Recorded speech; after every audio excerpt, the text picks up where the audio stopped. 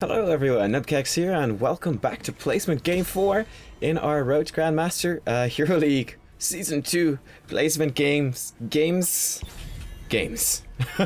We are our first pick here on Cursed Hollow. That's pretty cool, and we'll see how things go.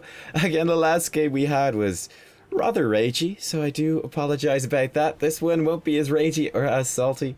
Just going to be a normal game, so we'll see how it goes. Everyone's saying hi at the start. That's a nice little sign. People just being friendly and positive. And yeah, Zagara gets banned out first. That's a pretty legitimate ban on Cursed Hollows. She's really good at that. She can interrupt the tributes with her poke, with her Q. A lot of lane pressure, pushing down the lanes, especially when you get the curse, is pretty powerful. And lots of choke points for Maw, she goes for that. Or Nidus being strong here too. Just a really strong hero. Falstad similarly, he's got that global presence. That's a lot of damage as well through those choke points. And this is where things get interesting, because they do pick in the Abathur. So I was kind of looking at the Sergeant Hammer, and once they locked in the Abathur, I'm actually going to lock in the Sergeant Hammer, because I was kind of thinking about this. And with Abathur, you basically make your 4-man team kind of weaker.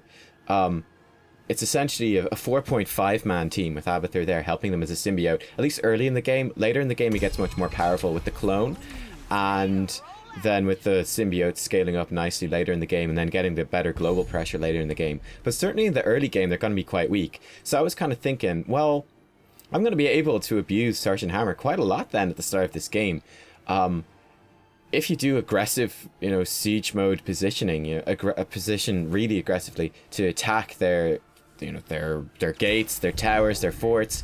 Obviously, it's difficult because if there's more heroes on the enemy team, or if the enemy team has got a stronger 5-man than your 5-man, something like that, it can be very difficult because they just run you over. They just steamroll you basically, and you get caught out and you get punished for being in siege mode. For us, we're not gonna have that happen, hopefully. We're having a discussion here saying, please no triple backline, we need more peel, and that would definitely be the case. We can see the 3 damage dealers of the enemy team are going to be Abathur, Greymane and Thrall. I think the Tyrael ban coming out from us is really good. Tyrael will be incredibly effective to protect those damage dealers. They've essentially double melee assassin, almost triple melee assassin if they clone one. So we're saying another warrior would be great, and then throw back to our last game where I was raging at Leoric being a terrible pick. He instantly offers Leoric. I'm like, not that one. Oh, please. I think I suggest Muradin or Johanna. Basically something that's going to counter double melee assassins like that. He's got to go for Leoric, and Leoric is okay. It's not ideal though. I mean, what you're looking for at top level drafting is you want the best picks. Leoric is okay in this game. He's certainly far better than he was last game. I mean, he feels like playing Leoric, so go for it, I guess. I mean, the skeletal grasp isn't bad, or whatever. I don't even know what it's called. The grabby hand. His grabby hand isn't bad on Greymane. It's not bad on Thrall. And Entomb isn't bad on either of them either. So it's reasonable enough. Also, they will have a warrior as well. So the warrior will be obviously vulnerable to the Tyrael. Not the Tyrael, to the Leoric. So it's not awful here. It's not awful. I would have preferred something like Muradin or Johanna for more peel and more shutting down their basic attacks, but this works as well. They actually pick Stitches, which is hilarious, because this actually makes the Leoric pick pretty good, which is kind of funny. They pick themselves into a Leoric-shaped hole. I feel like they picked up the Stitches to counter Sergeant Hammer. I feel like this is a huge mistake, and that Stitches is going to be really, really weak to Leoric. We pick up Arthas as well. The Arthas is obviously a fantastic pick here. I think, I could be wrong, I wasn't fully paying attention there during the draft, but I think he'd hovered that for a while, or else he just picked it up at the end. I'm not sure, but either way, it's really great. Arthas is, as we saw when we were playing Thrall last game, we had freaking Thrall Karazim last game, and you saw how difficult it was for us to play into a double warrior with Arthas. They're going to have the exact same problem this game. So the enemy team, they obviously went for the Abathur Greymane combo, which is pretty good, but not as good as it used to be and difficult to play. I think the Sergeant Hammer is actually a really nice counter pick to that. For example, Greymane, at range, Sergeant Hammer outtrades Greymane. That's just what happens. She's better than Greymane at range. If he jumps into Worgen form, we've got a knockback on our W to just knock him away. So that's pretty good, right? And then we've got mines to slow him down and kite him and things like that. So I think that Sergeant Hammer's a really good pick into the Greymane. I also think she's a really good pick into the Abathur. little bit vulnerable to the combo, like 2 clones of Greymane jumping on top of her could probably burst her down. But, I mean, you can say the same thing for nearly any ranged hero. In terms of why Stitches is good against Sergeant Hammer, he's certainly good. I don't think he's a hard counter pick, I think he's just a soft counter pick. The reason being, you know, well, why is Sergeant Hammer weak against Stitches? Well, Sergeant Hammer, she is a large hero, okay? She's got a large hitbox, and being a large hero means it's easy to land the hook on her, because she's big. Also, if you're sieging up aggressively, you are going to, you're going to be basically able to be hooked. It prevents you from sieging up aggressively. For example, it prevents us from just pushing up the lane and just, I sit in siege mode, and our allied heroes just try to zone the enemy team off me. Can't really do that because they could potentially catch me in a hook and then kill me, and that's not going to work out well at all. That's kind of the issue. You can see, because they've got an Abathur, because we're going to be a man up, essentially, and pretty much all these fights, I'm able to kind of siege up aggressively here. They do get a nice rotation around, and that's a nice, pretty nice combo from them. I was pressing Z, but I feel like I was maybe a little bit too slow or something. Do take a chunk of damage. Don't even need to tap, though, I don't think, because we're just going to be able to stick around with the Brightwing, and we're going to be okay. They only really have bad damage on us if they commit. Thrall has poke with lightning, but apart from that, their poke is pretty weak. And, you know, Greymane has some poke as well, but generally speaking, it's not very strong. But if you compare Sergeant Hammer to Kel'Thus, for example, Kel'Thus, also a very large hero. For some reason, you know, he wears that big cape that makes him so much big. Like, it's just a bad idea. This nice big cape that's just ripe for being hooked into. And if you hook him in, he's got no defenses against that whatsoever. You know, he's got a stun, sure, has an AoE stun, and that's something. But whereas Sergeant Hammer, she's got her boosters to get out of there, she's got a knockback. There's a lot more stuff that Sergeant Hammer can do. And you can see here, for example, I'm being very aggressive right here in the lane, pushing up and just sieging up and attacking the structures, just knowing that they can't really deal with this because of the composition that they've opted into. It's very difficult for them to actually fight the kind of, you know, kind of setup we got here. See, I have my thrusters kind of activate a little bit. I was trying to dodge the hook, and there's a wall in the way. I didn't quite pull it off. Hard to dodge, to be fair, on Sergeant Hammer. That's her main weakness to Stitches, because you're not going to be sieging up in teamfights. You can check out the video I did on Sergeant Hammer, which will focus a bit more on how to play her specifically in particular. And one of the things I was talking about in that video is that you rarely siege up in teamfights because it makes you vulnerable to certain things. Now, I'm actually going to siege up much more in this game because of what I've been talking about with the enemy team being actually weak at dealing with that stuff. Picked up focus attacks at level 4. And this is going to let me poke quite aggressively and get lots of damage down. It's going to be pretty slick. This is actually something of a scary situation where there's 4 of us rotating and Stitches knows we're rotating, so the hook could come in. I think he tried. Yeah, he does try for it. He misses it by quite a lot. But that's the sort of situation you need to be careful. It's like where you know, or where the enemy Stitches knows that you're rotating. He knows exactly where you're going to be, almost exactly where you're going to be, and he can go for that. Here I'm throwing in those mines to zone out that particular bush, stop them coming in. And here we go, here's the Greymane. I'm able to go super aggressive on the Greymane because we actually get him to half health. And then I'm just going to position in really aggressively here into the enemy's backline as well. I was a little bit scared then with Greymane coming back in, and I wasn't sure what sort of situation Thrall was in. But you can see here just going super aggressive. Greymane gets picked off and killed. And that is just excellent. I think it's kind of funny. These first 4 games, I feel like, including this one, the first one and the one prior to this, it's like 3 games where there have been really imbalanced team compositions where people have drafted really badly. I don't know if this is just a case of, you know, placement games or what. I don't recall the drafting being this bad in Season 1, but I could be wrong. I'm not sure. We'll see how things progress. Obviously, it's still a very small sample size of games, but it's pretty terrible. And you can see right here again, we're just able to siege up and just take down these structures, and there's very little the enemy team can do. The Thrall pick is, I feel, an attempted counter pick to the Sergeant Hammer as well. Just that, you know, the Sundering is very useful against her.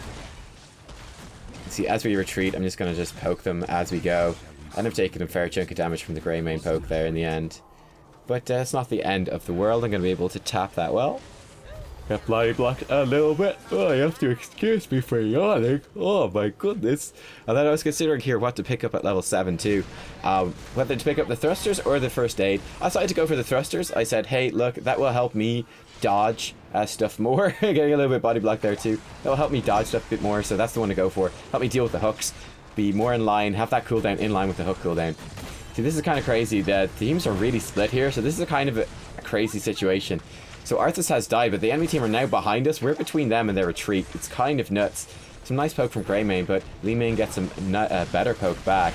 And we still have a warrior, so we still have something of a tank. Knocking them back off the tank with our W. That actually keeps Leoric alive. That's fantastic. Li Ming gets a bunch of resets in the back line. We're going to be able to finish off Stitches here on this side as well. That was a really interesting fight right there with the enemy team going deep behind us to pick up the Arthas kill. And we picked up the kill on them in the end. Pretty damn sweet, pretty damn cool. And there you go. Our team is actually going for the boss. And they should be able to take it without me. Or at least if Leoric wanted to come push this lane, I would go for the boss. But with 4 of them taking the boss, that's more than enough. I'm going to kind of siege up here and start getting some structural damage. Obviously keeping an eye on the respawn, so I was looking at that up in the top right while I was setting up for this play as well. So just going to back off at this stage. Hopefully we'll draw people into that lane. And there, in fact, exactly, you can see the Greymane and in fact the Thrall as well. That's a bit of overcommittal actually. But we drew those heroes into that bottom lane. So going through the lane as opposed to through the Fog of War and the bushes just above that, the sort of tribute spawning areas. So they came to deal with me instead of going to check the boss. It was honestly going to be very risky for them to check the boss because they didn't really have any vision. So they probably weren't going to be there. And in fact, now they've all committed to this, and we're on Curse Point, and we're gonna get it because they've got so many heroes down here to deal with the boss. There's no way for them to actually get there on time. So I'm just gonna use my boosters to get up here. I decided I should be using my boosters more often to just traverse the map in this sort of situation. I'm gonna be able to siege up. Looks like our teammates are gonna push top. We're gonna take this middle. We've got Thrall still down bottom. Unfortunately, I kind of mispositioned the siege mode, so didn't quite grab that. Was able to take out the tower quite efficiently, but it still goes down nonetheless. Need to be careful here. The enemy team is all here. Thrall could arrive as well. Luckily, the hook just hits minions, and that's all good. See the Greymane jumps in. I actually kind of fluffed the W because he backed off. You can see we're able to just put out a ton of damage on him. See, Thrall is back here in that mid lane. Need to be a little bit careful of his hook once again. We do have our boosters and our knockback ready. I mean, comparing Sergeant Hammer to, let's say, Raynor, for example. Raynor, he's a little bit harder to hit than Sergeant Hammer is. He's a little bit smaller. And he has a knockback just like she does, but the knockback is harder to hit. And then on top of that, he doesn't have any mobility. He doesn't have a speed boost. So I'd say, you know, Stitches is actually really good against Raynor. You know, Stitches is just generally good against any heroes with weaker mobility or weak defenses on the backline, like Kelpis, like Jaina, like not amazing against Hammer, actually pretty good against Hammer, but not the best. He's great against, he could be really good against Thrall in certain situations. Great against Zagara. There's so many heroes that Stitches is great against. I definitely don't consider him to be a strict counterpick to the Sergeant Hammer at all. Good against her, soft counterpick, just merely for the sake that she's a ranged hero that's easy to land the hook on. But then, so are a lot of other ranged heroes. I mean, Brightwing. If Brightwing gets hooked and she doesn't have the blink heal, she could be blown up pretty quickly. There's a lot of heroes that Stitches is good against. And I think it probably wasn't worthwhile picking Stitches into that. Because we had Leoric, and that's a hard fight for Stitches to fight into. So it really commits them to the picking someone off kind of composition, and they don't really have a great team fighting composition. Whereas with Abathur, you kind of want to go for that. I don't know, I just feel like they got sidetracked trying to counterpick Hammer and pick Thrall and Stitches, and they ended up with a wonky composition that's really not very good at anything, really. I mean, you know, pick composition with Abathur is intrinsically worse because, well, he's not going to make a clone in time for the pick, right? He's just going to just have the symbiote there at best to help out, and that's not super ideal. Anyway, there are my thoughts on that. As you can see, we're kind of dominating the map so far. Our teammates are actually going for a boss. Obviously, there's no enemy teammates on the map. They know we're here. They saw us with the mines. The hook luckily misses. But I'm just saying this is risky because it is. This is risky as fuck. Arthas is half dead already. One of the things, actually, I didn't realize until after this game, but it's actually a fucking Syndragosa Arthas. Sorry for swearing, actually. I'll talk about that in a second.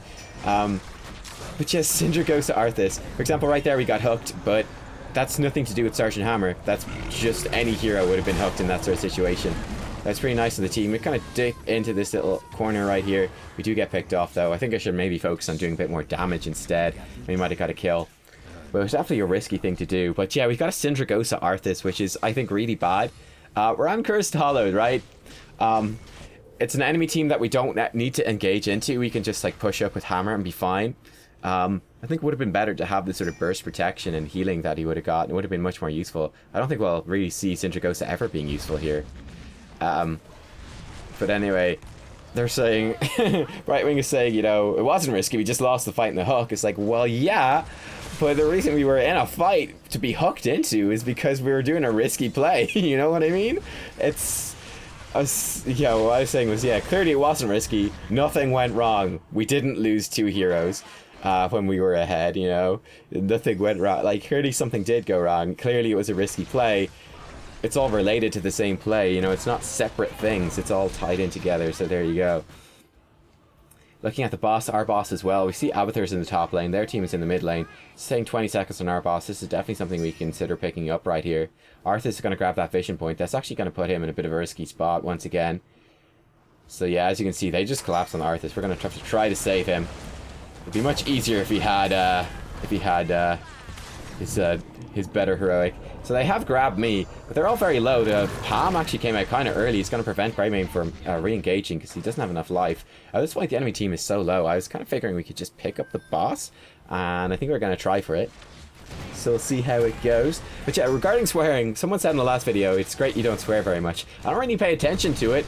I'm considering like maybe just trying not to swear. I don't know.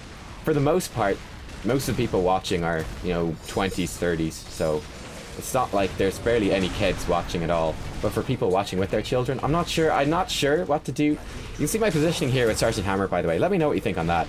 But I position right here in the corner. See Greymane flanks around, but he had to flank so far.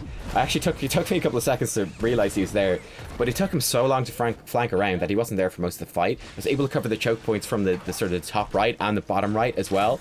Unable to put damage in on the boss. Now the cost of that was that I was in a position where the boss could catch me with its rooting spell, but that's actually fine in my opinion. I can deal with that. This Greymane, kind of poking him a little bit, getting that zone down just to zone him out a little bit, got the mines in. He's really not able to do too much. We are probably going to miss out on this tribute, but we did get the boss, and the boss is pushing in, so that's going to get us some value. And this tribute isn't too important, unfortunately. Gonna suck. But there you go. We're going to push in here. But yeah, that was like a pretty good position for Sergeant Hammer. And Arthas actually 1v1s the Thrall. Maybe that was the Syndragosa. I don't know. I don't even know what happened there. But I've no idea how Arthas 1v1s the Thrall. I mean, it's a relatively close fight, I suppose, but I would think the Thrall would be fine. He actually gets picked off, and that grabs us the tribute. So that is fantastic. That's a huge lead for us, actually. Really, really huge lead for us. I'm going to push in and try to take this other boss. This is a good idea. Picked up Executioner in this game. We've got Leoric, Arthas, Brightwing are all really good setups for Executioner. So I decided that'd be the thing to go for in this sort of situation. You can see like the Arthas is consistently on fairly low health. So I don't think he had a great talent build. But he played well considering he had a bad talent build. And the lack of health he had to work with. I really think you want to build more into sustain if you got a Brightwing just to help protect from that. Stitch's hook attempt doesn't make anything happen, so we're going to be able to push and siege up here pretty aggressively. There you go, going to siege up here in range of this keep and just start chunking away at that.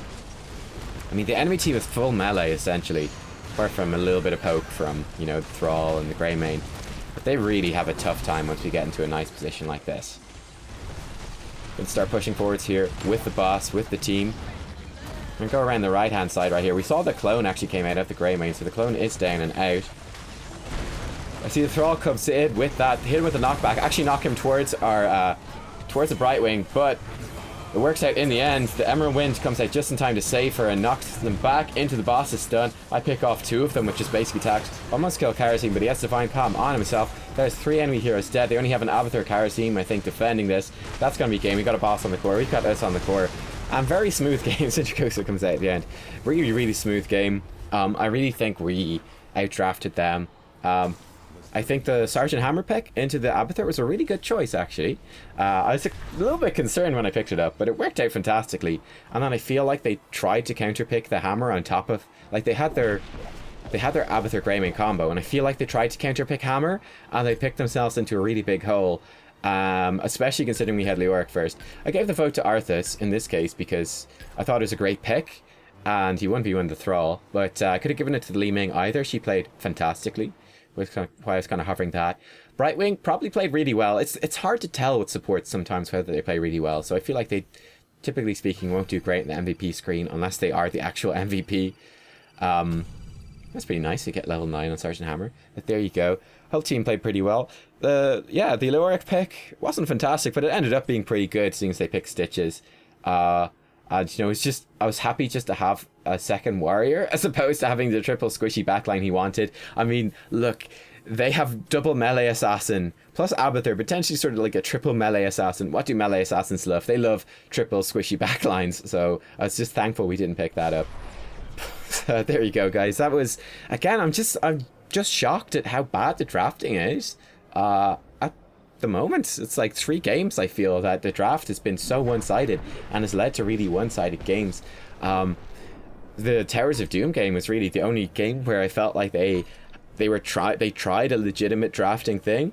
In the end, we outplayed them and their draft ended up falling apart a little bit, but at least they made an attempt. But I feel like this team as well, to be fair to this team, they certainly made an attempt to draft, and you could see what they were trying to do. They just didn't do it very well, is what I would say. But at least they tried, I guess. But yeah, interested to see what Game 5 is going to look like. Are we actually going to have like 2 reasonable team competitions to go up against each other?